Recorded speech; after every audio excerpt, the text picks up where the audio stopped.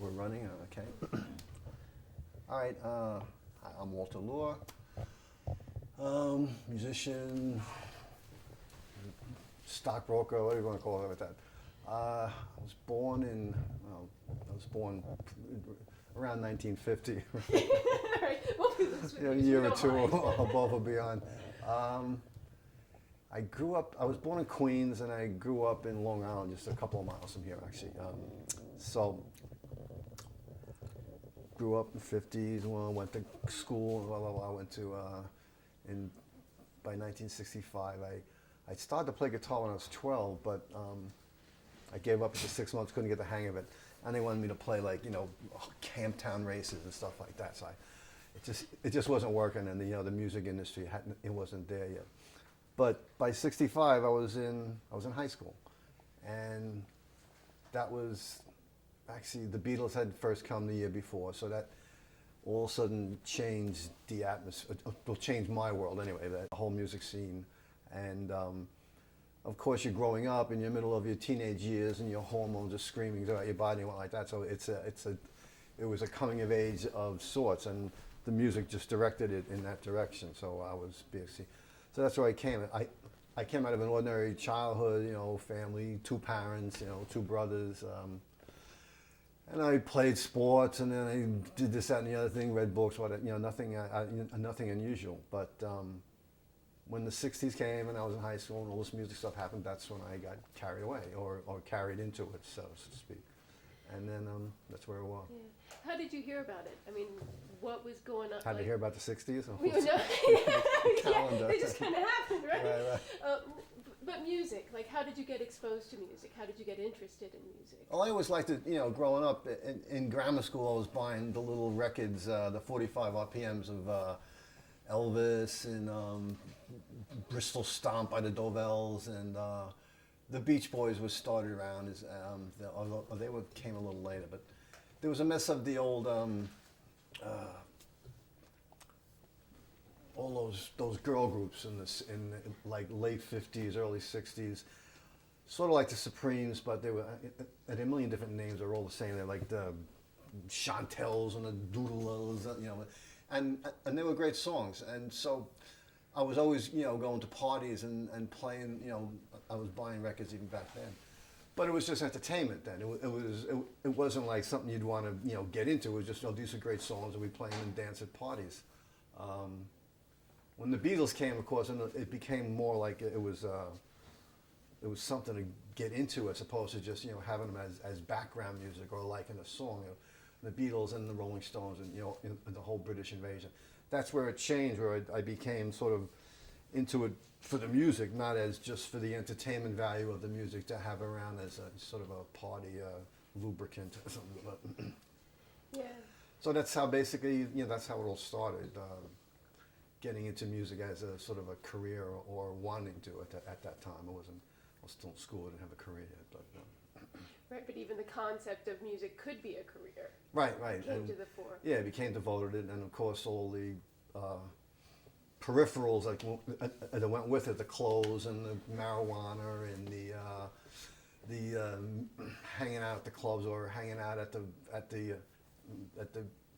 the concerts, the Fillmore and whatnot. That was sort of later in the 60s, but in 65 I still wasn't going to concerts yet, but I probably started about 66 where I saw the Stones at Forest Hills Tennis Stadium, which I think was 66, if I'm not mistaken.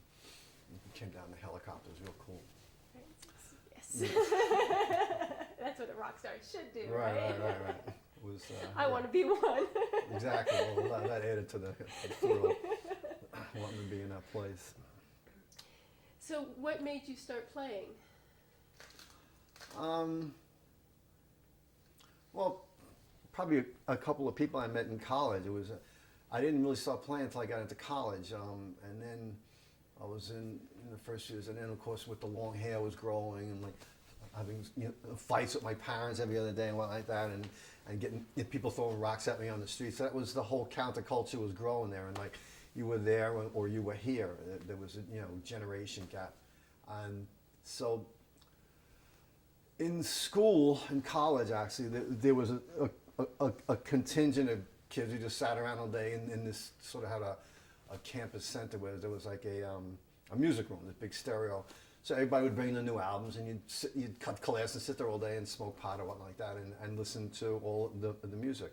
And you'd make friends, and then the next thing said, oh, let's start a band, why not? And I didn't know how to. I started playing guitar actually probably in halfway through college, because my younger brother, was taking lessons, and he would come home and just show me what he learned. So I think, oh, this is cool. I might as well try this again, because I had started years ago, and. So I was picking it up slowly, but it wasn't really, I wasn't really, doing it, playing with anyone else. It was more or less just, playing, learning the basics of it. And then I would meet people in school, and then we get together and start having these little jam sessions and play these songs that we like. And I was terrible at first, and you slowly get the hang of it, and you work on it, and you started practicing. And then I was thinking, oh, this is pretty cool. Maybe I want to be a rock star. Meanwhile, my parents, you're in college, you're supposed to have a fucking career or something like that. Go out and make some money. I was like, oh, yeah. So of course I got a job in the post office as soon as I get out of college. 4 years of college, they put me in the post office. And then I was, I was a chemist for a while in Food and Drug Administration. But all while this was going on, while I had to support myself, I was playing on the side, and slowly got out of the 60s into the 70s, playing in different bands, and then it, transitioned into the Heartbreakers, which is another story, which is a story I can go into. Right, a story. A story. So you went to school in the Bronx, right? Right, At Fordham. Yeah, Fordham University. So growing up on Long Island, going to school in the Bronx, were you coming into the city a lot, into Manhattan proper? Well, yeah, I would commute every day, up to the Bronx and back. It wasn't that far from here. And then at night, we go into the city. So I'd go in, I'd meet friends there, like that. Especially more so in college than in high school, because I wasn't driving in high school. But you drive into the village, and the village was where I was at, because that was where this whole counterculture generation was starting out. From the jazz clubs in the early 60s, it changed into rock clubs or beatnik clubs or what have you. The Fugs and the Cafe Wa, we'd go there, and well, that was cool, Actually, they were pretty bad, but at the time I thought they were cool. And then there'd be David Peel playing on some sidewalk somewhere, forever. And there was a few bands playing around. I didn't really see like the Dylans and the Loving Spoonful or the Mamas and Papas when they were starting out. For some reason that was another segment that I really missed. I didn't get into Dylan until later on. But the Village is a place I go because you see all the stores with the great clothes too. You get all these these wild English clothes from the English bands, or else the hippie clothes. Or before that, when shoes with fringes on and stuff like that. Then I wear them out here, and people go, "Wow, where'd you get those cool clothes?" So it was like So you go to the Village to get sort of charged up with this whole counterculture juice, and you go out and then you burn it off during the week and go back for another dose on the weekend. It was sort of you're taking a dip, in this force of this electricity of subculture, whatever you want to call it, and it was great. It was like it was all new, and you just was like we're exploring, and there were the clubs in there, the Electric Circuses, and God, I forget the name of the cafe was Kenny's Castaways. I don't know if that was there at that time, but. Village Gate and the rest of them, they were all down around there. Yeah. And the Cafe Bazaar was in there too. Did you go there or not so much? I don't remember it offhand per se. I might have been in there and thought it was a Cafe or Cafe God knows what or something like that. But it was like one or the other. yeah. There were a million of them down there. They're all the beatniks and kids hanging out and whatnot. Yeah. And did you have a sense of kind of the political scene or the political aspect of that? Politics, I always stayed away from it because I didn't like it, and I didn't like the people involved in it. There were a mess in school, that SDS society. In fact, they blew up the campus center in my last year, so I got out of taking exams when I graduated. But it was, they were always sort of, they were annoying, and they smelled and stuff like that. It was like they were sort of just, we believe in this, you got to believe in that. And it was a political, I would obviously get into political fights with my families or relatives or what have you about such and such, as opposed to right wing, left wing, like that. But that's normal for kids anyway, I think. But The political people back then, they were too stiff or whatnot like that. They didn't. I didn't really enjoy the whole, marching for this and marching for that, and they were just, they were radical, and which is fine, but they were as bad as the right wingers. It was just a mirror image of them, except that their hair was longer and their clothes were dirty. That was about it. Right, this or that, no middle. Yeah, it was sort of. There were some ideas that people had that were, good, but it all sort of. That love and peace thing, that it was just too mushy in the flower power. It was fun at the time, but you just like step back for a second and say, this is all nice, but it doesn't quite work in the real world. Even though I'm just learning what the real world is as you're growing up, it's sort of it doesn't take too much thought to think that it's sort of simplifying things now, which is what they all did. But it was fun just because it was different than what had happened before. So it was something out of the ordinary. Yeah, and you had said something interesting when we talked on the phone about kind of the whole war situation and how that was developing schisms within, it was between the old guard and the new guard, Right. but also even within families, which Oh, I yeah, thought was obviously. really interesting. Yeah, right, because the war was just the fuel to polarize society at the time. It was like the ones who were against it and the ones who, my country, right or wrong, what have you, which was my father and whatnot.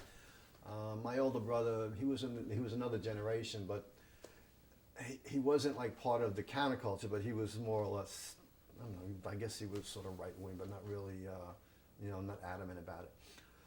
But in society as well, throughout, there was the older people, the construction workers, what have you, all the right wingers, they were for the war, and you fought or you died, and then they were my friends who were going to run to Canada or what have you, or to avoid it. It was wrong. There was, and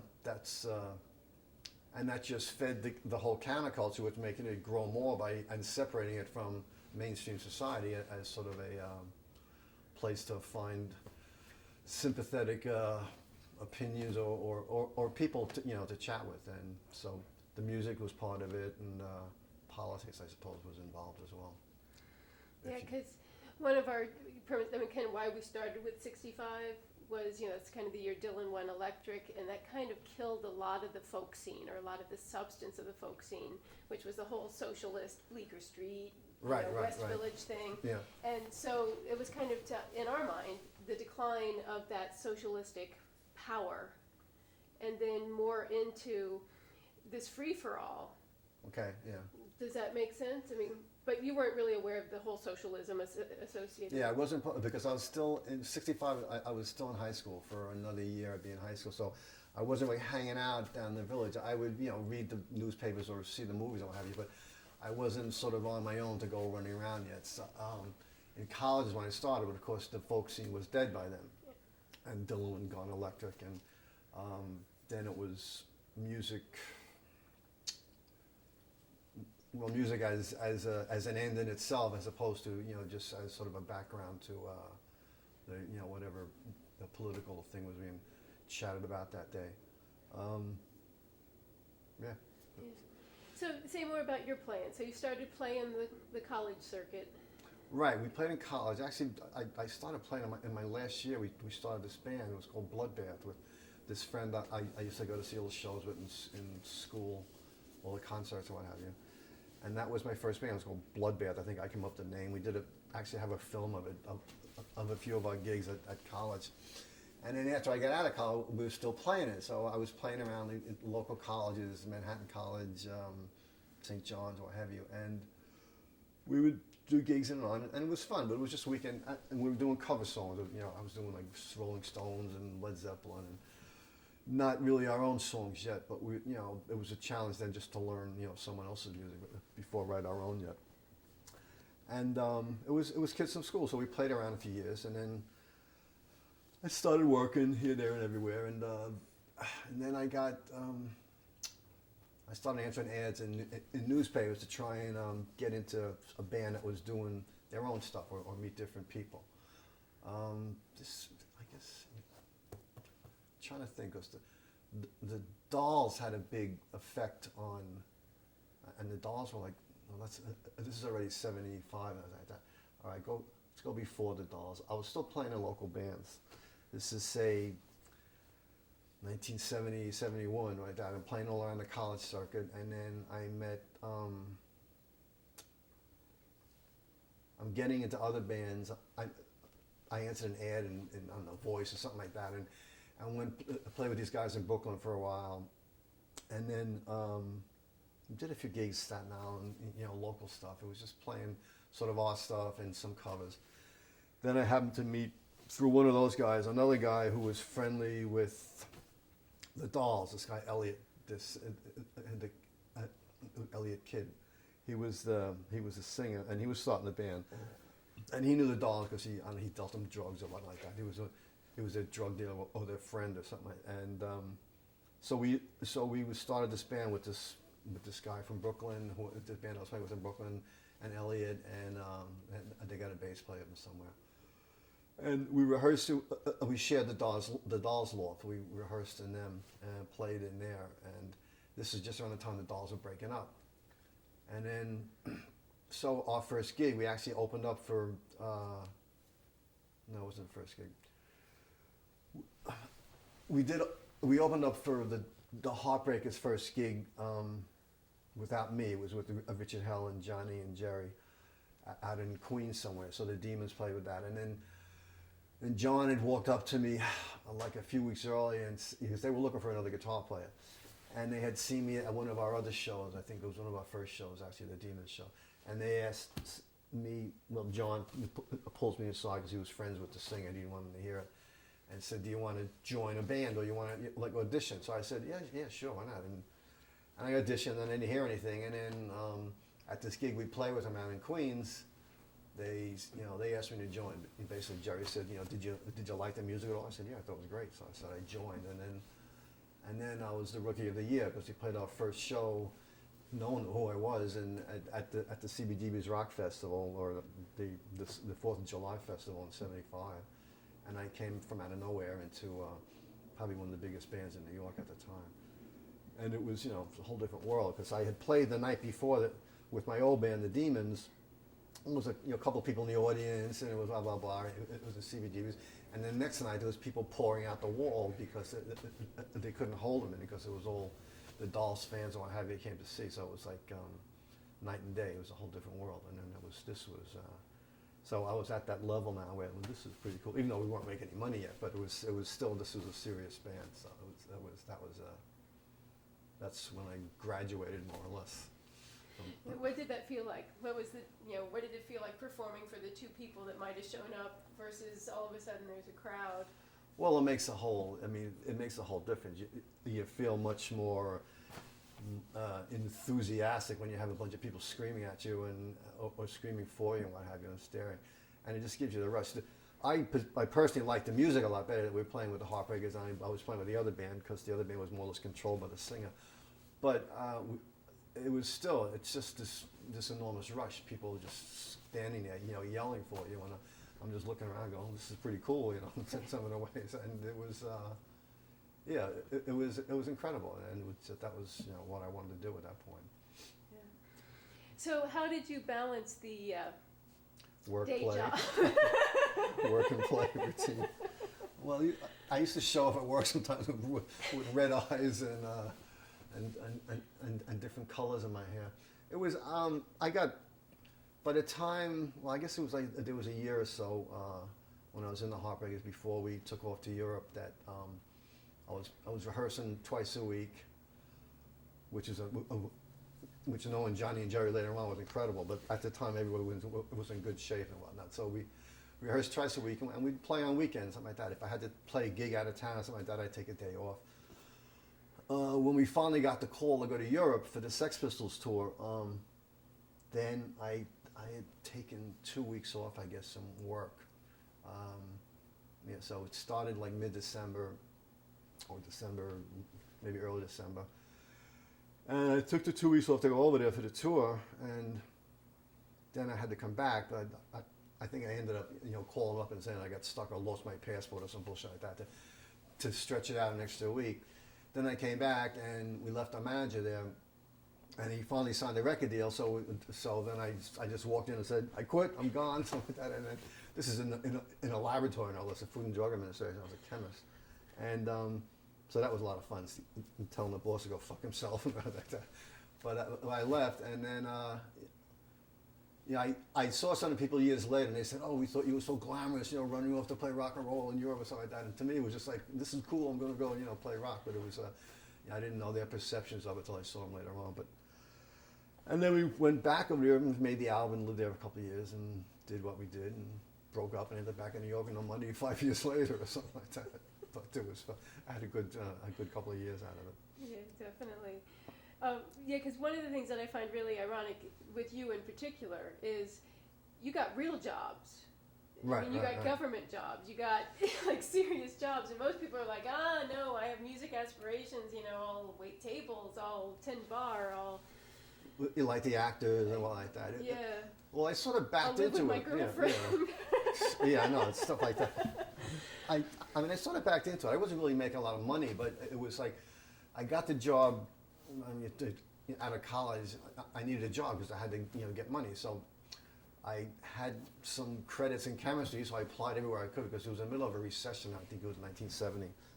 There wasn't many jobs around. I was, I tried bookstores and shit like that, and nothing worked. But because New York was starting to fall apart back then, there wasn't too much happening as far as. I guess there was inflation or whatever the hell was it. I don't really remember it being, the economic climate at the time, but because it didn't concern me then. But it was, so I finally got this job for the government. It didn't pay that much, but it had good benefits, and it was out in Brooklyn somewhere, so I had to drive, back and forth every day. But they were pretty lenient. I could dress how I wanted, and I had the hair was long back then before the Heartbreakers days where. The transition went from long hair to short hair to colored hair and whatever. But so I had pretty much easy time because I could work in the day and we could rehearse at night. I didn't stay out all that late at night, so whatnot. I had an apartment later on near the place in Brooklyn Heights, but when I finally joined the Heartbreakers, but you could do it back then. You're young. You get a couple of hours sleep. It doesn't make a difference if later on it gets harder, but it was simple. Yeah. So let's talk about New York at Okay. that time. It's like, what did the city feel like? Well, from my perspective, say high school, I wasn't really in the city that much. I go in for movies or shows or whatnot like that. But in the late 60s, 66, something like that, that's when I started, I was in college, so we started hanging out downtown a lot more. And I made the transition from just, local yokel in college to wanting to be hippie or musician or what like that. So the hair started growing and the clothes started changing. And then I started going to concerts. So it was all down in New York. There was this big divide back then that, the redneck construction worker would be yelling at you because you had long hair or you're wearing bell bottoms or whatever the deal was. And the pot and the druggies and whatnot. And there were like it's the little enclaves in the east and west villages of all the the hip kids. There'd be like each town out in the suburbs would have their one or two little hip guys who'd be smoking pot or on the corner or taking acid or whatnot. That all added up to this like each little town had its own little micro drama of the good kids and the bad kids, so to speak. But so. There was definitely a divide between the adults and the kids like back then. So it was I guess it was sort of hostile. I mean, New York is fairly tolerant of most things, but there was a lot of hostility out there in certain neighborhoods or certain areas if you look different or what like that. And the kids would obviously do it on purpose because you want to attract the attention. Of course, you might get the shit kicked out of you from time to time, but that was the chance you took. But it was more or less, it was definitely us against them, and the music enforced it. So there would be, I'd be at the concert halls, at the Fillmore and the clubs or whatnot on most weekends to see whatever bands I was looking to see, and all the new bands. And I'd be there every weekend downtown. But by the time I was out at the last few years of college, that's all I did was hang out at the concert halls and then go to the rock festivals and like that. Atlantic City, Newport, Woodstock. I was there for 2 weeks at Woodstock, and what house that was.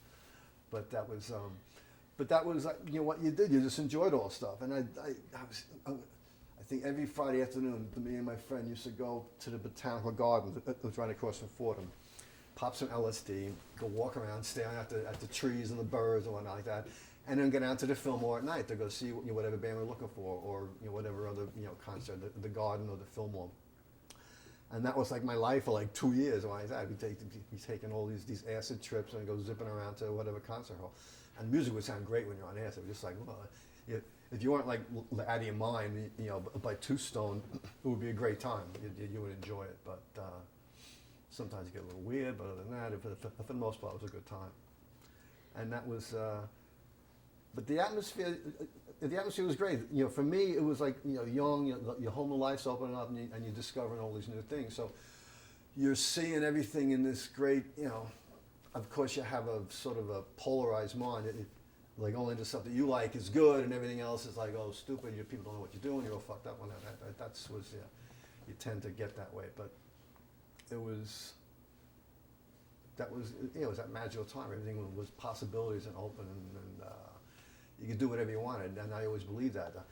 So at a certain point, I said, well, I want to become a musician and play music. So that's what I actually would sit down and work on, like practice on the weekends or practice during the week at night to play and learn stuff, and that's how it evolved. But just by having that belief that I could do it if I really wanted to do it, because I wasn't really like driven in my mind. I had to be an artist who expressed myself. I wasn't like Picasso or jumping off a cliff or whatnot, or whoever it was that jumped off a cliff of their art.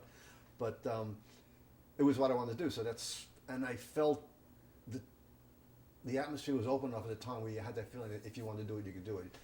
It wasn't like impossible, but which is why the New York Dolls figured so much into my upbringing, because when they started it, they brought music back to its more or less its rock and roll roots, because by that time it had gotten with these groups like Yes and Flash and these orchestral, to play music back then you need to be a Juilliard graduate. So it just you would just give up because they didn't have that kind of training. I didn't really want to play that kind of music.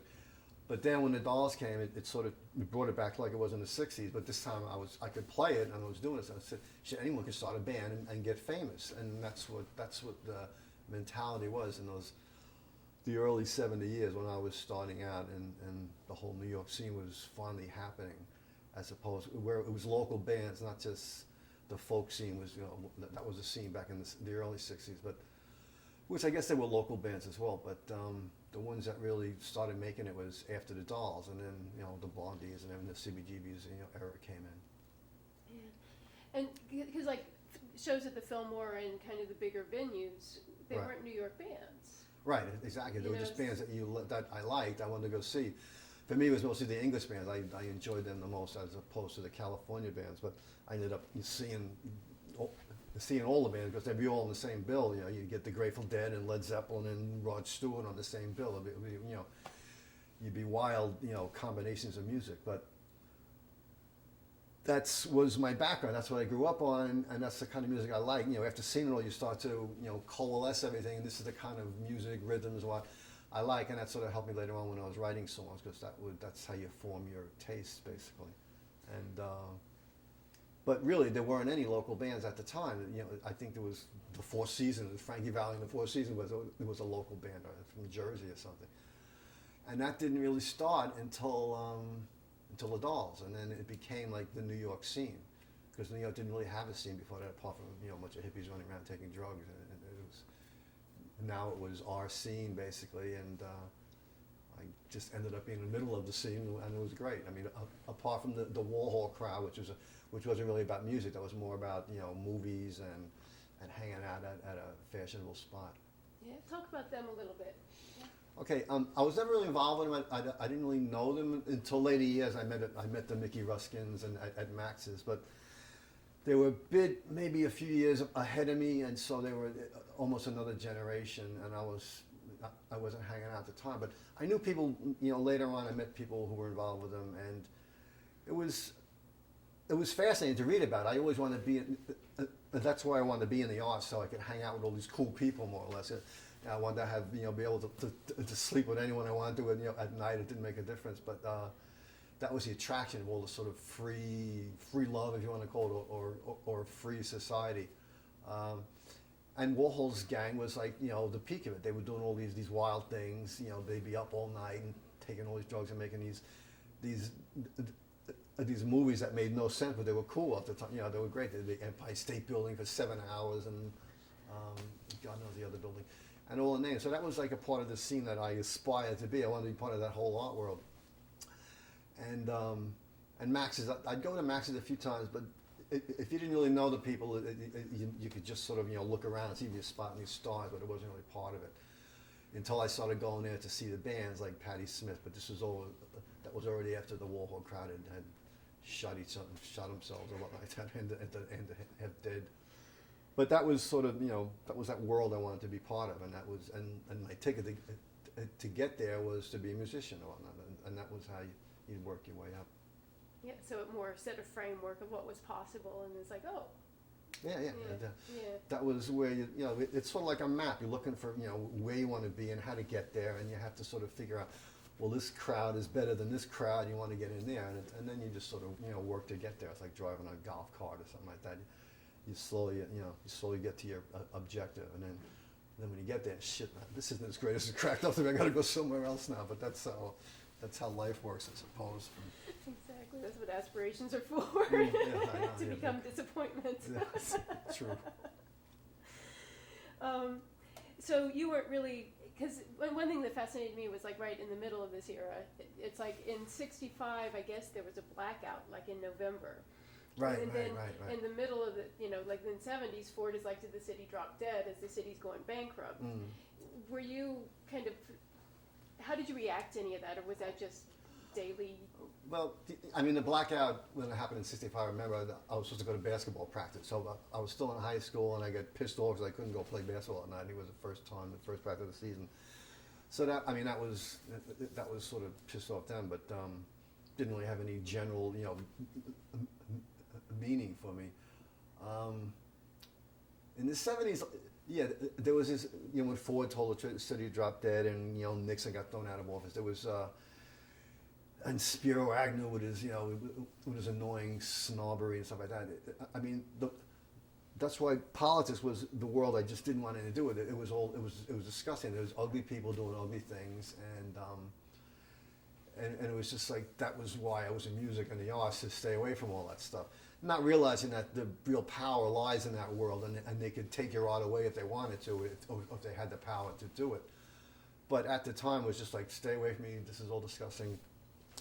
And the economic side, I wasn't really involved in economics back then, or the markets or what like that, like I am now. But it was, the city was broke, but it didn't mean anything to me, because I had a job, I was making money and stuff like that. So, if I was homeless or something like that, it would have made a difference. But and there were real shitty neighborhoods in New York back then.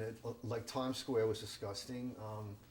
You stayed out of the Far East Village, because it was, unless you were buying drugs, but then you had to go there, but that was the reason it was there, to buy drugs, or Harlem or the Bronx, because that was, you didn't hang out in those neighborhoods unless you were into getting shot, or if you needed drugs, and there was like bad neighborhoods, and there were shitty neighborhoods out in Queens and Brooklyn too, but so the Village was on the borderline, because they needed cheap rents for all the artists and whatnot that to live, or the East Village. The West Village was already priced out of existence by then for most of the kids. But you had that borderline between the Spanish side of the East Village, and then the art, the white side, if you want to call it. It wasn't all white by any means, but it was the artist side. And the two would come together when people were buying drugs, and money would go back and forth. There'd be clubs opening up there, so it was like, really, the artists loved all these shitty neighborhoods because that's where they could live, and it was and the East Village was great because you had the clubs and the atmosphere and just the sort of general artistic atmosphere there, as opposed to the West Village is more or less, there was too much money there and whatnot, and the clubs are more jazz oriented. It was older so arts thing, but yeah. So that whole economic thing, it's sort of, you know, it passed. I didn't really think about it much then because I wasn't involved, and I didn't worry about if the market was going down or if the interest rates were going up or like that, which is which, you know, some people did, but it wasn't really in my purview. I remember when I was doing some Ramones albums, I used to go to rehearsals. I played on some of their albums, and this is the Ramones. You're thinking they're a bunch of headbangers, and you're talking about, oh, the interest rates are going down, I'm losing money. I'm going, it's the Ramones. But that just shows you the different, you know, people who get involved in different things. And so it's like, oh, when did you get money? Yeah, no, exactly, sure. Where'd you get money from? Why worry about it? It just sits in the bank, right? Exactly. It's like, that's just your rent money, right? Yeah. So, while we're on kind of the neighborhoods, talk about the transition of the Bowery and kind of the CBGB's evolution and... Okay, well, the Bowery was great. It was just like this cool place. 'Cause I remember, I think once in the '60s when I was driving a cab, I had to drive a cab for a few months when I got in a summer. I had an accident. Some guy ran into me down on Christie Street and probably Grand or Broome or something like that. And I had to get out of the car was sort of tall, so I had to wait for the tow truck to come. And I had to walk to I had to walk to a bar to make a phone call. You didn't have cell phones back then, and it was like a bum bar. So there were these guys hanging over the thing, and there was guys in the street lying on the ground. And then like when I got out of the car, this guy was coming up to me, go, "Oh, give me some money, and I'll tell the police anything you want." And I'm going, "Get the fuck out of here! Leave me alone." Apparently, the other guy in the other car had like paid off all these bums around there to, you know, to sort of distort, you know, what happened, but it wasn't my car. It doesn't make a difference, you know, what story came out of. So that was one of my first taste of the Bowery, because it was a block away from the Bowery, and I had to actually go to the Bowery to make a phone call in some old bum bar, and it was just like, God, this is like this cool atmosphere of this place. It's like the first time I went to Red Hook a couple of years ago. It was like this great sort of desolate area, and you could find that in Manhattan. You can't find it anymore now in Manhattan, but it was just sort of like this it was like this dead end for people that you go there and you die on the Bowery, and every time, and later on when we'd be there a lot because of the clubs would be open, during the winter there'd always be someone dead dead in the street from like on a cold night. Oh, that's another one of those, you know, cold people, the homeless people dying in the cold. That's when they started to pass those laws for the shelters later on, but it was like people would die in the street, and you just walk by, and there was a body. And I mean, it didn't happen every day, obviously, but there were plenty of times that I'd walk out the side of CBGB's and down a house, and there'd be a bum who died on the sidewalk or died in the street somewhere. It was like this was the Bowery, and that's why CBGB's was so cool, because the place was a shithole. I had been there like the year before. I was still in college, or I had just got out of college. A friend of mine, because it used to be like a country music bar actually before it became punk rock. I didn't know what it was. I went there one Sunday to see a friend of mine from school play with his sort of like country band there. It was a Sunday afternoon, and even then, it was a nice bright spring afternoon, but it was like the Bowery, and bums, you know, drunks laying on the street and everything. And CB's was sort of like this dark shithole, long dark cavern. It was like walking into some sort of cold one or something like that. It was. And there was a little shit stage on the side. That's where Hopper played the first gig a few years later. And it was just quiet little country, well, not country, just sort of like a bum bar. There weren't too many bums in the place, because I guess they were charging them to, you know, to play the music, to come see the bands. But it was, and this is before, you know, any of the punk scene happened, so it was sort of, it was funny. But and then later on, I mean, at the time, I didn't realize I'd be spending so much time there, you know, in a year or so from there. And that's how it evolved. But that's what gave a lot of it the character of down there. You go down there, and because later I'd have people who would tell me, "Oh yeah, because I always wanted to go to CBGB's, but when I brought my wife there, she refused to get out of the car. She was too scared of the neighborhood." You know, so a lot of people would actually see it and be afraid to go in the place, because it was like it really looked dismal sometimes. And but you always get a parking space if you're driving a car, and it was great in the neighborhood.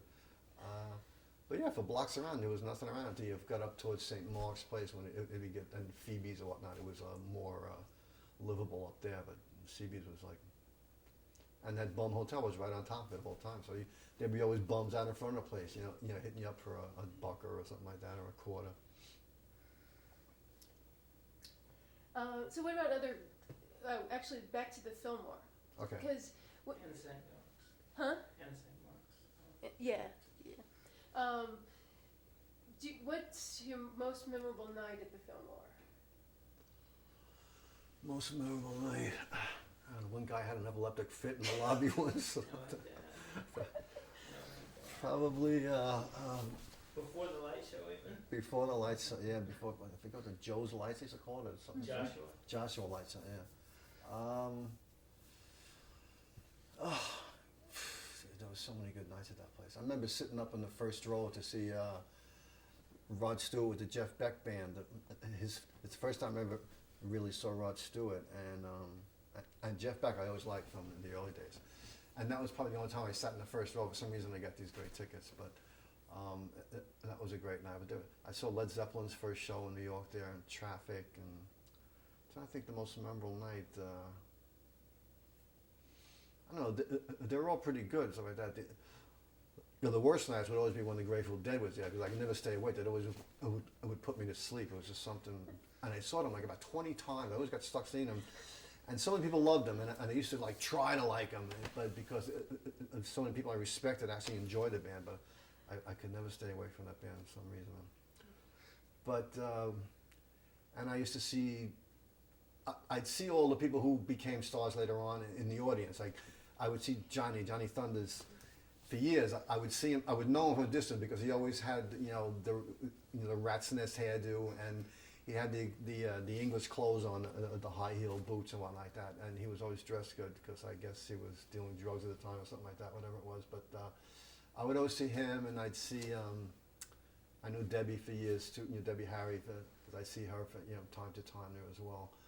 And they would stick out in David. I'd see and the Dolls. Nice Albert Goldstein was Dylan's manager. He'd be like hanging out in the lobby every now and then looking at the new acts and whatnot. But the film was just great because you'd go to a late show, it would start at 2 in the morning, or start at 1 in the morning, and you wouldn't get out until 3 or 4. And I mean, sometimes they'd be there till 5 in the morning playing, at, Hendrix and whatnot. And then you go to Chinatown to get a meal. So until I get home at 6, 7 in the morning, it was great. But as far as one particular night being better than the others, I couldn't really say. They're all like sort of good, depending on the music. Yeah. What did it? I'm curious.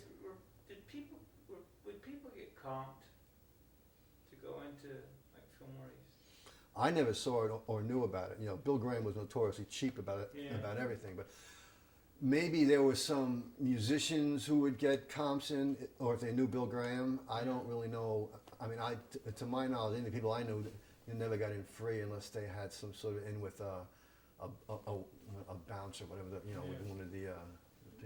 But I never knew anyone to get it free. Although I'm sure musicians, well-known people could get in.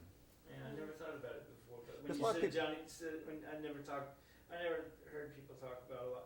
Seeing a lot of famous people, and then all of a sudden, I wonder if people. Well, he wasn't famous Yeah, for they weren't years until he was famous. in the Yeah. Dolls, right. But then you talked about other people that were a little more famous. Yeah. I'd seen a few people sort of hang out in the back. Now maybe they got in free. I'm sure an Albert Goldstein could get in free, or musicians who would go there.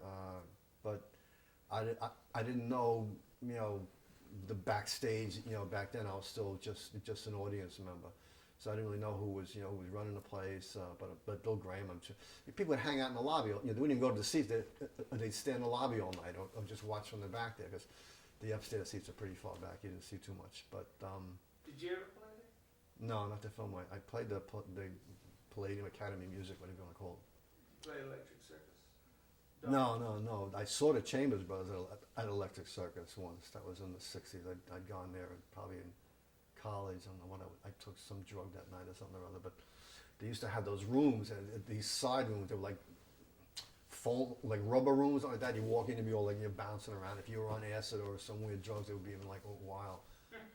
But there was a nice stage in Electric Circus. It was a nice big stage from what I remember. I saw the Chambers Brothers there, and then I don't know who else I saw there. But I was there a few times. That was another thing.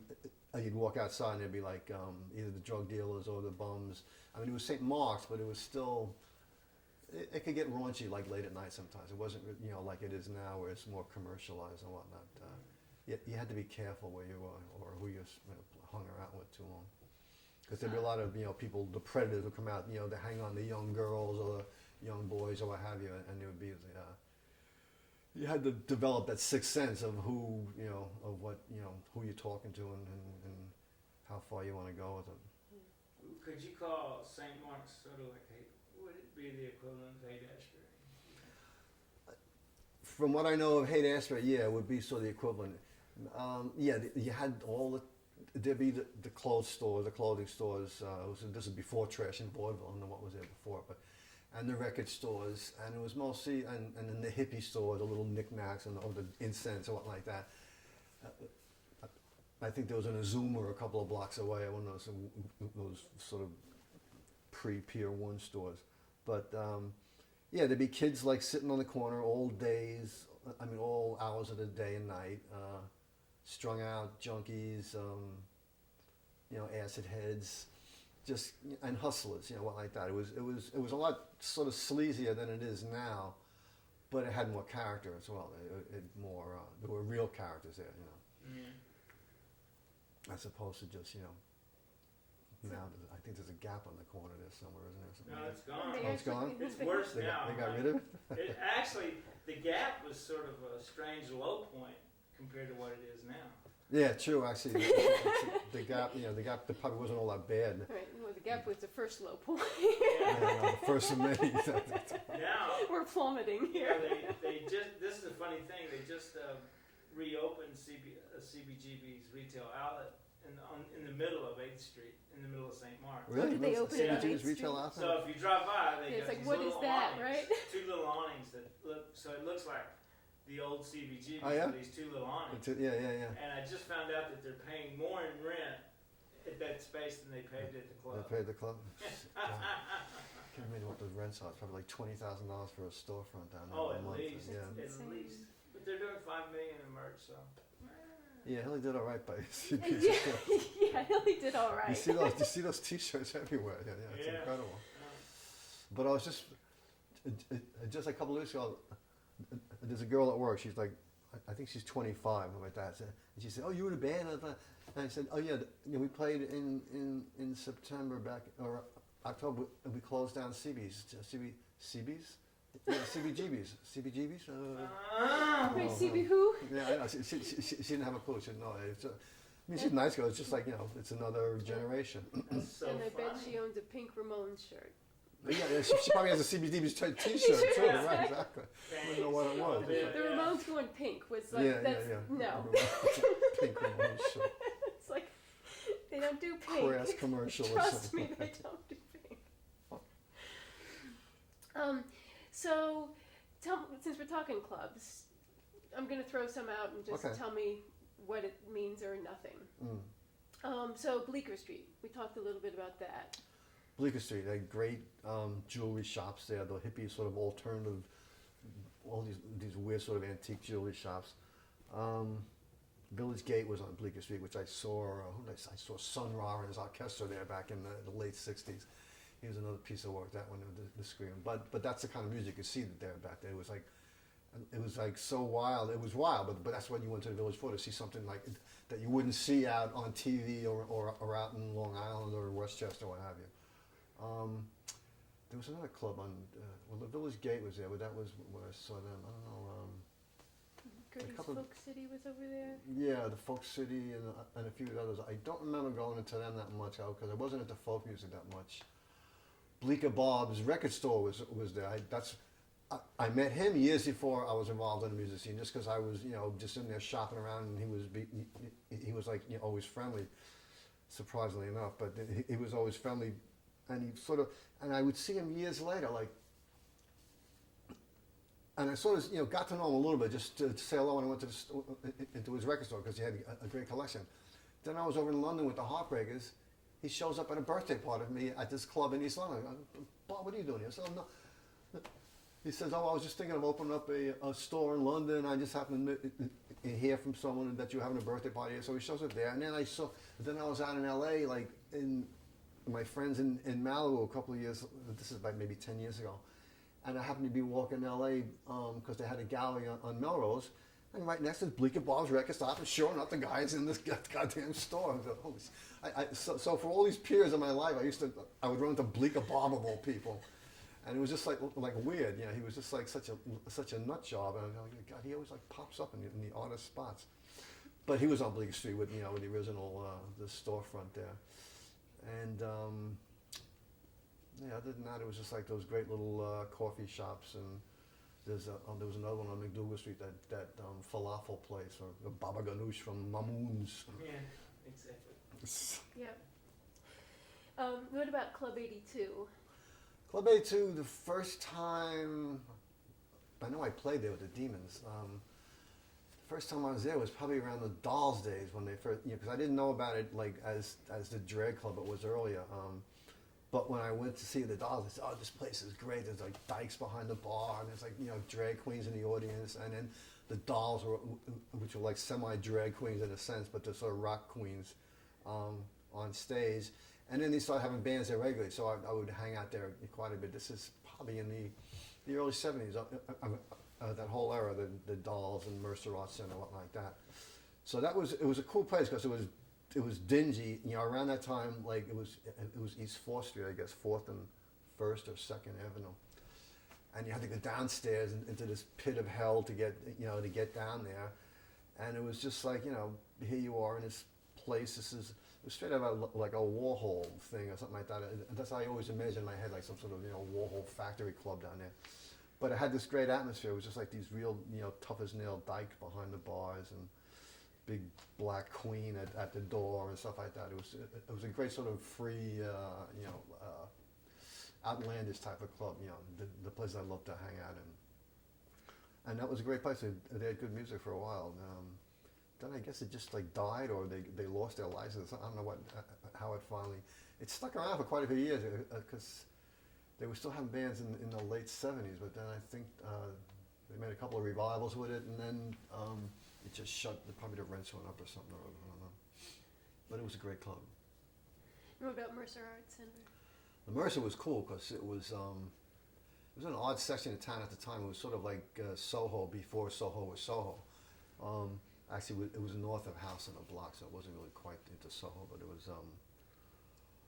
it was like, and that one you had to walk upstairs instead of downstairs, the 82, but it was long and it had a whole mess of little rooms, and there was like there was a little like a mini amphitheater in there at one spot where you had chairs going up, and but they used to have these parties where there'd be like 6 or 7 bands playing at the same time in different rooms. There'd be Jane County sitting on a toilet in one room playing with Toilet Love, and then there'd be the Dolls would be the headliner, and they'd be in the main room, and there was not Buddy Bowser, the other guy, Neon Leon, and the Brats, and all these other local bands who were starting out like the Demons or what have you.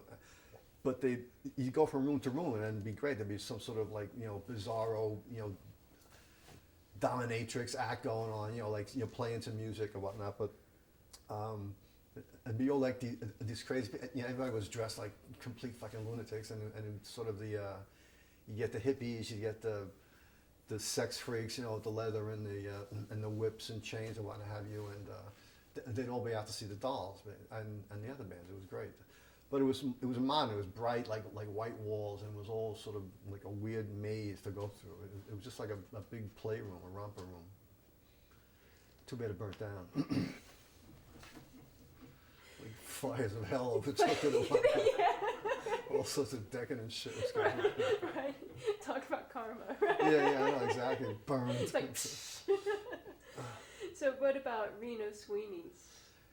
Reno Sweeney's, no, I'm thinking of Trudy Hellas, that was 6. I'm sure it was in Reno's a few times, but I don't remember much about it. Was that on 13th? Yeah, Okay, yeah. 13th Street. I must have seen someone there, probably the Dolls or somebody like that, but I don't really, have much of a memory of it as being anything other than, I thought they had like lounge acts there and stuff like that at the time. I think they did. Yeah. I think they did, because it's another one that's in the books, but it's just like nobody. It was more it was like West Village-y, and it was probably more jazz or lighter, or I don't know, that they could actually have noisy stuff in there. The neighbors would probably sue them or something like that. I don't know.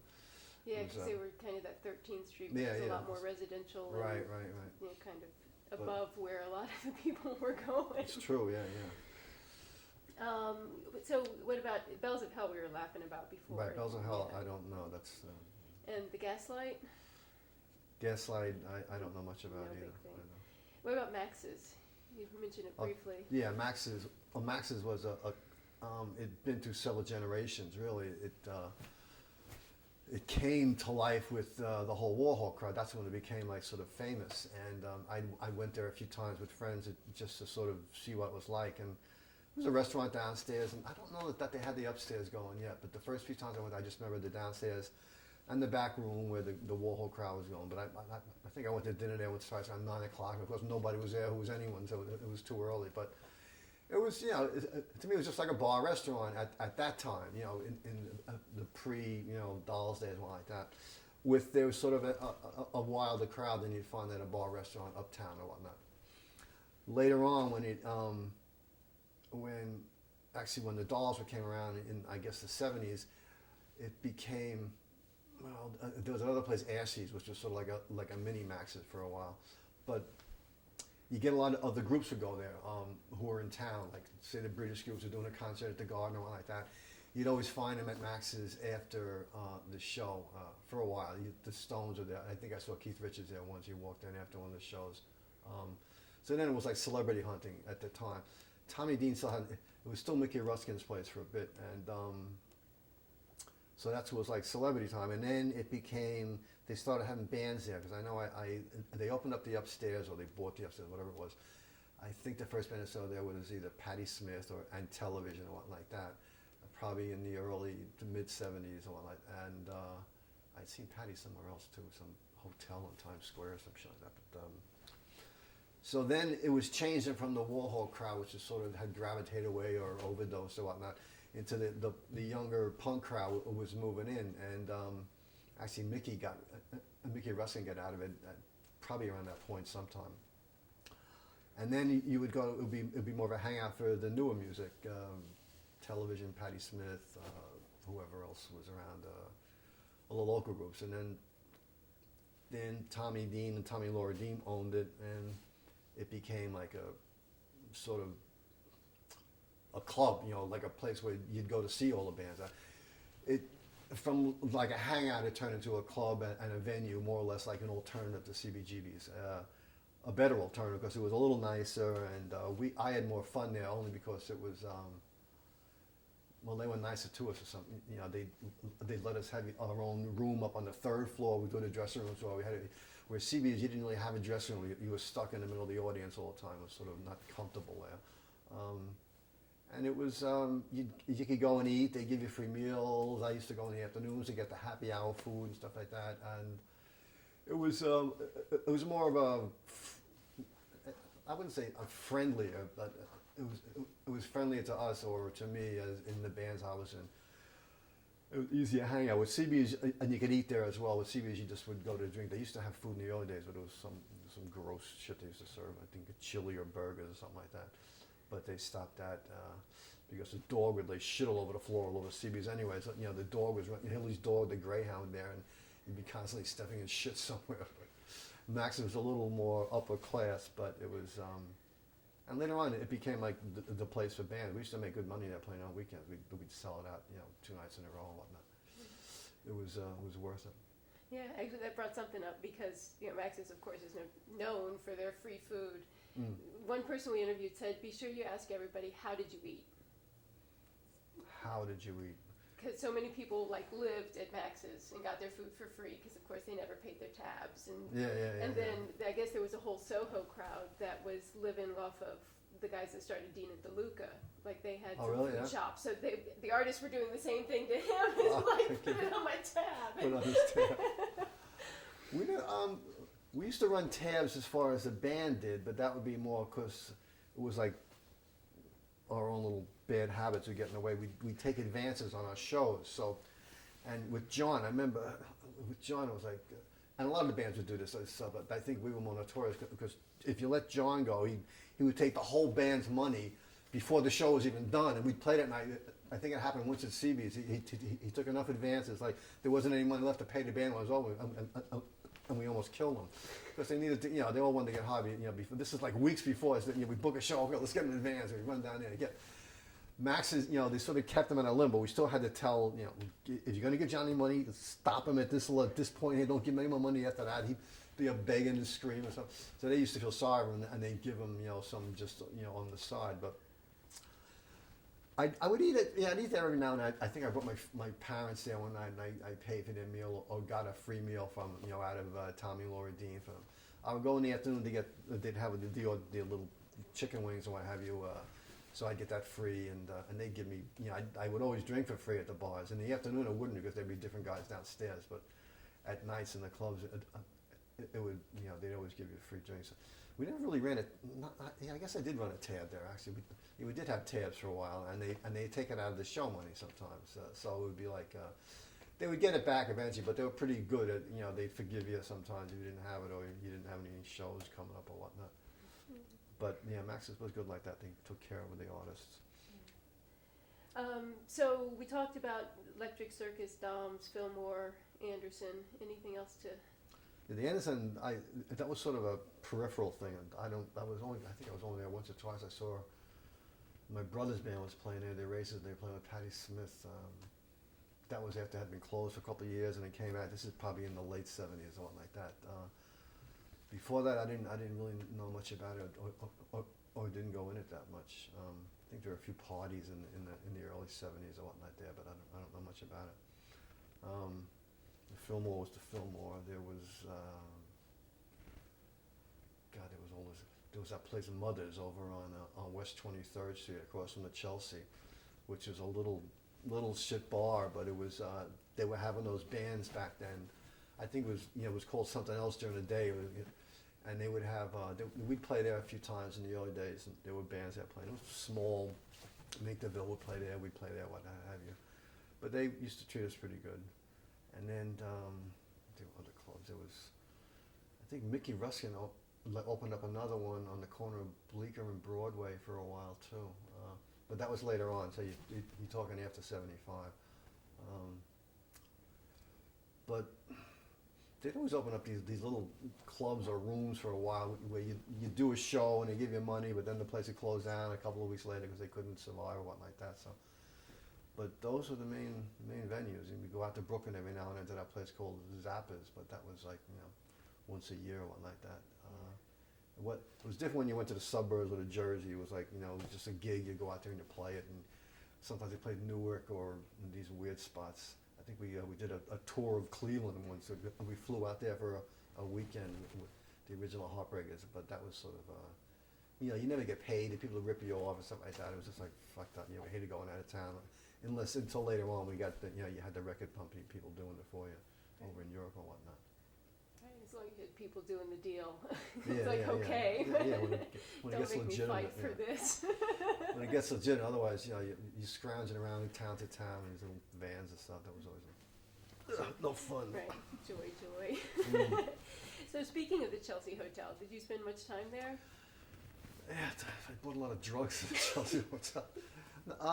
It was more. I spent some time there. Like, I never slept over there. I know I probably stayed up all night in some rooms there sometimes, but there was, whatever, like, you'd go there because you knew people who were staying there or what like that, or, God, I used to go there, I used to play cards every now and then in some room. Someone had a room there for a while, I don't know why. It was always sort of, you'd go there because someone was living there. Like, a lot of guys from out of town, they'd be musicians who want to come in. They'd take a room there and would live there for like 6 months or a year. I guess you'd get a cheaper rate or something like that. And it was sort of, it's pretty shitty inside. It wasn't really that nice.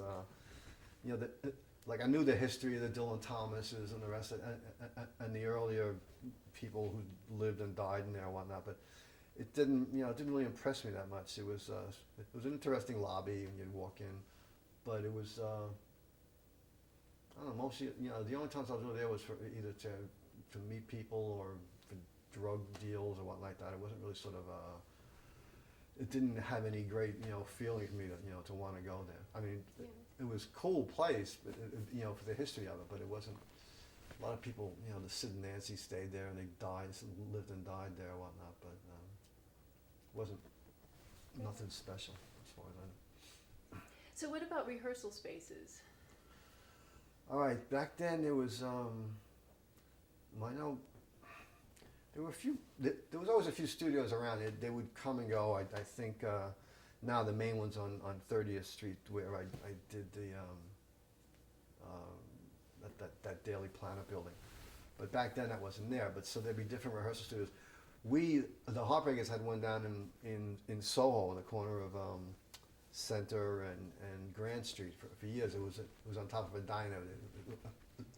One of our friends rented a room and actually bought the place and then rented it out as a rehearsal studio. The diner's still there in the room, so I don't know. I think someone like bought it years ago and moved in or what like now because I drive by it every now and then. So each band would find their own little spots. There'd be, certain places in the East Village would have little storefronts. I think they're still there. That Mikasa or something like that is still there. You could get rehearsal space. There'd be the studios in like sort of Midtown. The music building on 38th and 8th was another one you could go and rehearse there. Like that Dolls rehearsal studio that I used to rehearse in. So to my memory, it was like right next to the Chelsea Hotel. There was a couple of buildings there. I guess were empty at the time, were just like raw space, and you'd go in and you could rehearse there. So it wasn't like, now I think it's more of an organized business in New York with the rehearsal studios everywhere. Different spots are known for it, but back then it was more as catch as catch can. You found a place and you kept it because it was convenient, or another band knew about it. You'd find out from them. I know Blondie lived just down the block from CB's in their loft on the Bowery. And they used to rehearse there. That's this big giant loft. It probably cost them like $20 a month or something in rent back then. But it was, you could do that at that time. You could, it'd be a shitty area, a bunch of bums. They wouldn't like call the police if you made too much noise or what have you. So you could rehearse. It was, but it was sort of, it was definitely an adventure getting a good rehearsal spot back then. Did you know about Performance Studios? It's the one that Monty and Tommy Ramone had. Monty Melnick. Performance Studios. They were on 20th Street, like 23 East 20th, I think is what they 20th? said. Not offhand. I didn't know. When I was rehearsing with the Ramones to play in our album, this was in the 80s, they were using the Daily Planet building, so they were out of Performance. Where they rehearsed back then, I don't remember where they rehearsed. I never really, asked them at the time. Yeah, because I guess that's where they had their first showcase, of course, because Tommy and Monty were there. Okay, yeah. But like, I guess somebody had approached Monty saying, it's like, I've got this space, I want to make a studio out of it. So like he and Tommy kind of built it. Oh yeah, they and put then, it together. Yeah. And then they got all these noise complaints, so they pretty much shut it down like right away. But they kept it for like showcases because Right, they built right. the whole light thing and kind of simulated Oh, yeah? stage. And That I didn't know about at all. yeah, they both made it sound more like a scene than anybody else had ever heard of. Yeah, I guess maybe other people knew about it. I didn't know about it. But the Dolls actually rehearsed there for a while, so I wasn't sure if Yeah. that was kind of pre-you or post. It was probably pre-me or something like Yeah. that, because before, because by the time, I knew the Dolls. I knew them, but I didn't know them to hang out with them at all. I knew of them. Right, to be Let's see. asking where they rehearsed. Yeah. It was an unsacred tour for me or something like that. So, what about studios at the time? It's like that's a Recording technology that's studios. changed unbelievably, right? Yeah, it's changed a lot since then. Now you can do it in your kitchen if you wanted to. Now you can do it on your cell phone Yeah, if you cell want phone, to. Huh?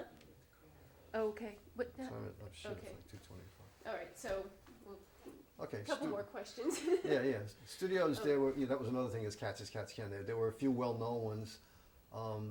Jimi Hendrix built that one on 8th Street, but it was too expensive for any of us to use at the time. You had to be the Rolling Stones to use it. There was a couple in Soho that we did some demos on Green Street. There was a few. And then we didn't start really recording, records until we got over to Europe, but we did go up to Westchester with some guy put some money into it to do some demos, someplace in Westchester somewhere, I forget where, White Plains or something.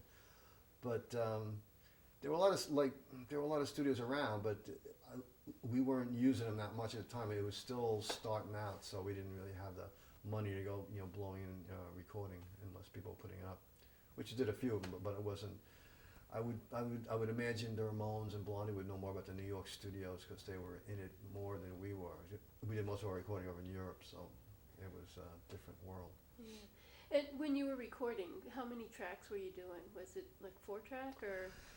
It started 4-track on the demos we were doing down in the city. When we got to Europe, it was already up to 16, and then 24. The tape just getting bigger and bigger, and it was sort of annoying, having the 24 tracks, because you had 24 tracks and you had to put something on all 24 of the fucking things. So it was like you couldn't just go record that.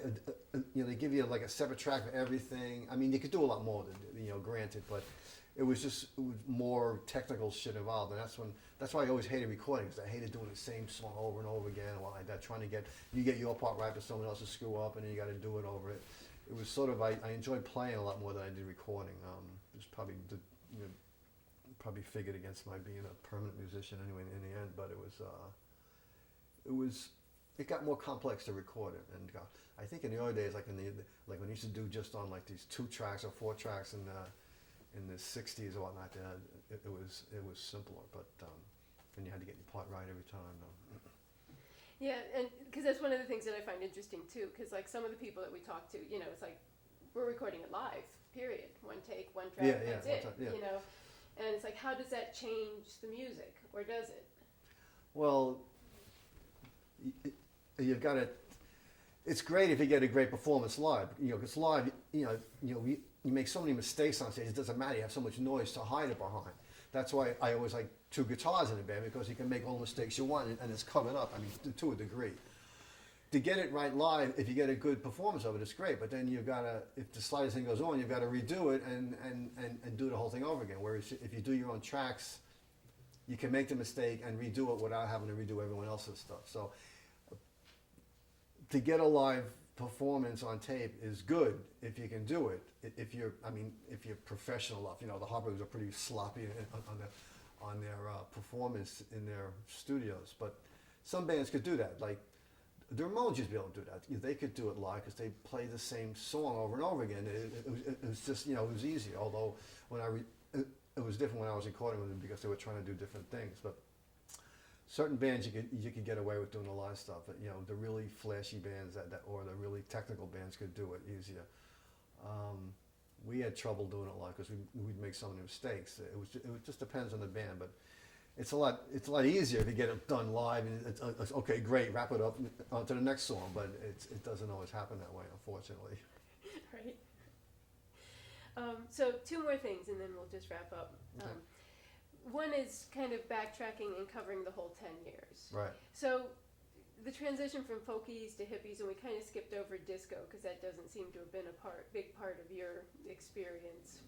Disco, I was thinking came later, but it was probably around sort of an alternative. Yeah, it's like the discos kind of started in the late 60s. I mean, actually early 60s with the Peppermint Lounge and the Twist, and that kind of disco became something else, which was, kind of later 60s, early 70s is when it took hold in, the scene that really went after it. Right. But then it was later that, it hit radio. The Donna Summer and whatnot, that scene. But then there's like a gap to the punks. So it's like, just if you can kind of put in your mind, like, what was that transition? Was there something causing that? Was there... Well, it was the raw bands that was started out in the 60s, the Beatles, the Rolling Stones, the Kinks, and all that. That was the basic rock and roll. And they had, in my mind anyway, they had evolved from the Elvises and the blues. So they transitioned into, well, it was always California. That's another world, the West Coast music, which I was aware of it. I wasn't my favorite. It was the British bands. But what was happening with music, and with them as well, it was the 60s band, which is just pure rock and roll, songs, your 3-minute songs. Then came the guitarists, the Eric Claptons, Jimmy Pages, Jeff Beck's, the Jerry Garcias. And then the music started becoming more, I'd say snobby, but not elitist, where there'd be great guitar players and you'd hear a 20-minute drum solo in a concert, a 20-minute guitar solo, 20-minute bass solo, Cream being the biggest perpetrator of that stuff, but I loved them because I was a musician and I loved hearing it. I don't know how the average person on the street liked it, but so bands started getting into the music more, expanding it. It came out of the 3-minute mold into you'd have one side of an album would be one song. And it became sort of better musicianship, trying to become more advanced or doing different things. Then it transitioned into the orchestral bands, which like Yes would be the worst on the list, even though I like some of their music. Don't tell anyone though. Yes and Flash and all those ELP, these bands that were just doing all this fucking heavenly music, organs, using 30-piece orchestras, a la Procol Harum. So it wasn't like commercial 3-minute songs anymore. It was like an opera or a symphony. So rock became like this sort of, put your tuxedo and go watch the latest show tonight, or the latest, new work by Sir Henry Garcia or some shit like that. So it wasn't fun anymore. And then all of a sudden, punk. Well, the Dolls are really the lubrication that led the punk. They were the pin that that broke the balloon of this overheated, self-indulgent, rock music, or music they call it. The Dolls put the pin in the balloon, so it exploded, and it went back to basic rock and roll again. The guitar solo would last like a half a minute or 10 seconds, and you just have a 3-minute song that would, maybe 3 or 4 minutes. And the Ramones came, and the Heartbreakers. So it was back to basics again, just a fast beat and that you could dance to, or you could move to. And so that's where the punks came from. And punks were also rebelling against the Queens and the Yeses because they were so annoying and so pompous. So punks were just rock spitting back at itself. It had gotten too old and too annoying and too pompous. So you need these kids to come along and say, you're a bunch of old farts. Here's what the rock music is really about, and that's what it was. And then, of course, it turned into the industrial rock later on. Everything goes through the cycle. It starts with punk, and then it changes, and so that was the really transition from the '60s rock to the early '70s, which is all this. It got so annoying, to the punks who were the natural reaction to it. Yeah. And then what about after 75? Okay, after 75. Punk had its day, from 75 to say 79 or something like that. The Sex Pistols broke up, Sid killed Nancy, killed himself, so-and-so OD'd, The Clash got big, made lots of money, Blondie got big, made lots of money, the Heartbreakers overdosed and died, that took another 10 years or so. So people got tired of punk, so they moved to something else. Then it became, disco came in obviously, but that was sort of, the musicians hated disco, but they loved to go hang out and take drugs and dance and all night long in the clubs. But it was that was sort of another scene. That was more or less the Stonewall people coming, the gay side, which was another revolution going on at the same time, and they overlapped a lot. It wasn't isolated, but disco was the sort of the high point of that, and then came the industrial rock of the early '80s, these long droning stuff. It was more like punk disco in a sense. It was like disco with just like moans and groans instead of regular singing and whatnot. And then some of the post-punk bands. So it's each new thing. It'll go for a while, and then it'll evolve into something else, and eventually it eats itself up and implodes until someone else comes along and says, "Let's get back to the roots again." And then, or back to what it was really all about in the beginning. So, you can't stop it really because it's a natural progression. Something grows out of the ground, it's all fresh and new, and then it gets old and boring, and something else comes along and takes its place, and it sort of expands, and then it just like gets so over top heavy, it collapses in on itself. I think that's like the life cycle of the universe or a star or something like that. And then it collapses in itself, and something else pops out of it. So it's more, it seems like a natural progression to me, even though it's sort of annoying if you're in the middle of it and it sort of disappears out from under your feet, but that's how it works. Right, it happens. Yeah, it happens, yeah. Okay, one more question, can I? Or it's a It's little after 25 2:30. to, We should stop, or, okay. Just, last thing is, one of our premises is that this particular 10 years was a really vibrant time for the arts to kind of synthesize. Right. Like, it didn't matter if you were a writer or a poet or a musician or a painter, everybody kind of came together and a lot of people crossed genres. yeah. Was that your experience? I mean, do you have any thoughts on that? Yeah, there were quite a few. Tom Verlaine and Richard Hell wanted to be poets, and they ended up being musicians because that was the better vehicle to carry their views or whatnot across. Painters more or less stayed painters. I didn't see too many painters playing music, or I could be wrong though. There was some in those old days. Yeah, there were a lot of artists in other media who would sort of gravitate towards a more popular media at the time. You'd see artists and video people and painters hanging out at rock concerts or rock shows because that's where all sort of the arty people were.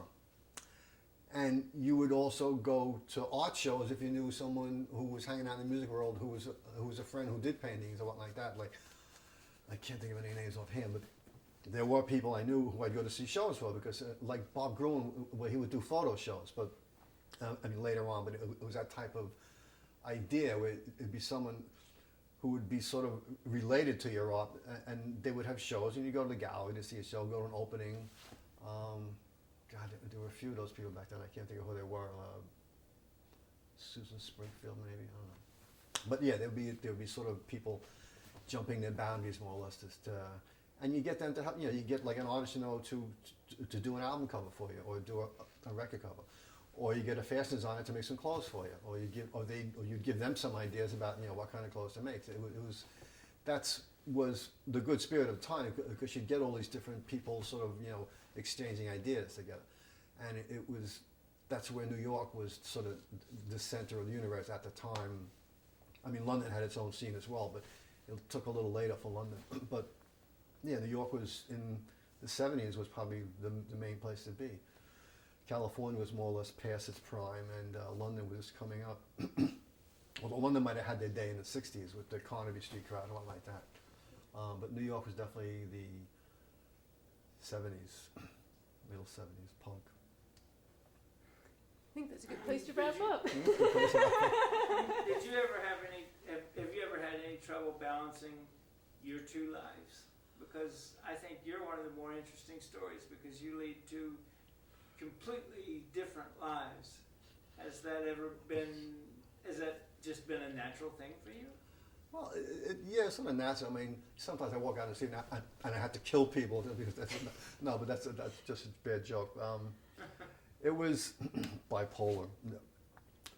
I have a closet upstairs. It's got one side, it's got suits and shirts for Wall Street, and the other side's got my stage clothes. But it was, well, at the peak of the music side, I wasn't involved in the other world because I didn't have to work for 5 years. Right.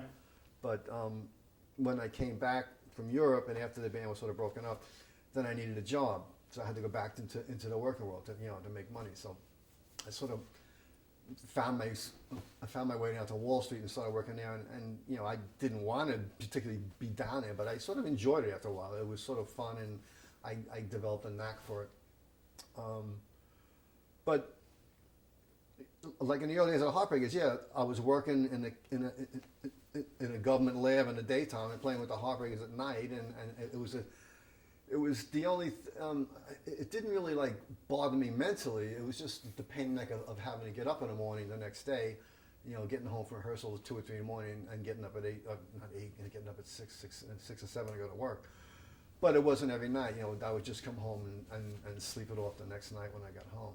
It was people used to joke about it. You know, Johnny always used to say, "Oh yeah, the only reason we got Walter in the band because we needed somebody with a college education in the band." It was just sort of, you know, like sort of making a fool out of me. But it was, yeah, it was sort of schizophrenic. I could, you know, but to me, I enjoyed it. It was more or less like it was more of a shock for the Wall Street people to hear about this other existence I had, and you know, someone would come down and see the show and say, "Holy shit, this is a whole different world here." And of course, I had to keep some of the stuff away, all the drugs and what have you. I had to sort of sidestep around that. But during the worst days, I wasn't working in anyway. But it was. It sort of keeps you together in a sense, because if I ever became like. I mean, I don't know. Some of the people who get, if you get to past a certain point of fame or stardom where you make enough money, then it becomes like an addiction. I mean, it's great if you become super famous, you can keep doing it forever and ever, because I know, a lot of people have done that. But there's other ones who get to a certain point where you need it, and then it's like Johnny never worked a day in his life. Now, if he would have kept on going, he might have been able to make, but he might have been out of favor for a while, and then he wouldn't have known what to do with himself. He didn't have any alternative but to do it. Me, I always kept that other alternative on the side, because maybe I wasn't good enough as an artist to make it to last a whole lifetime out of it.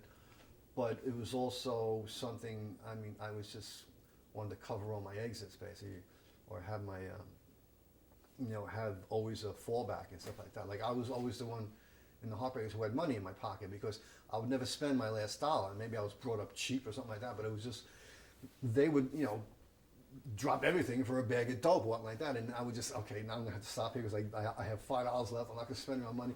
Not that I didn't come close a few times, but it was more or less a balance to try and keep yourself from going overboard. And that sort of, it gave me a bit of discipline, I suppose. I think it's a very interesting part about you, and also it seems you seem very comfortable wearing both hats, and you still do it today. Yeah. It's been comfortable. I have a pride about what I do at Wall Street, and I have a pride about what I did with the music business. Maybe if I would have concentrated on one as opposed to the other, I would have gone further on either one of them. But I didn't do all that bad in either one. So I sort of enjoy it as something. It's conversation piece, so I'm not even talk about it. I think it's very cool. All right, cut him loose. Okay. Let me